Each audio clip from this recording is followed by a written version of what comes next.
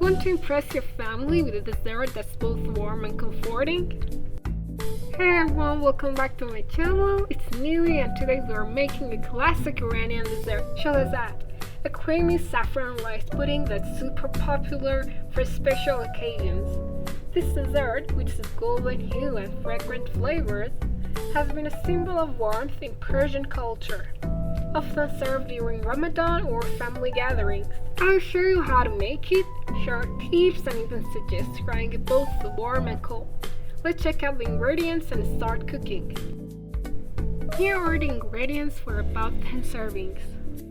Start by washing your rice under cold water until the water runs clear, then soak the rice in a bowl of water for about an hour. In Iran we use a special short grain rice for Sholeh Zard, but if you can't find it, regular rice works great.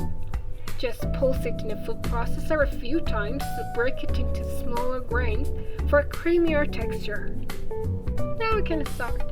In a large pot, add water, also your soaked rice, and stir it. Let it boil for about 10 minutes, then reduce the medium heat. Keep stirring often to prevent the rice from sticking to the bottom of the pot. Actually, this is super important for a smooth pudding.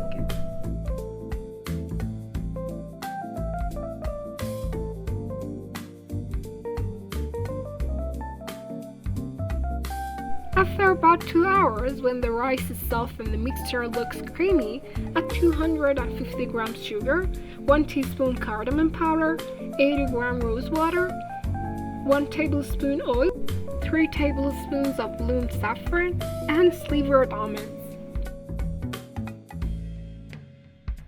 Stir well to combine. Raise the heat to medium-high to boil off any excess water, stirring constantly until the pudding thickens but is still slightly loose. You can see the texture in the video. Lower the heat to low, cover the pot with a lid, and let it simmer for about 5 minutes to melt the flavors. Turn off the heat and let the Sholeh Zard cool slightly so it's warm, but not piping hot. Lay it into small bowls for serving. Garnish with a sprinkle of cinnamon powder, pistachio powder, rose petal powder, coconut powder, or extra slivered almonds. Mix and match however you like. I showed a few fun ways to garnish in the video. This recipe makes enough for 10 servings, but you can have it for a family of 4. My tip: try it warm right after garnishing for a cozy treat. It's amazing when it's still soft and fragrant. Save some for the next day.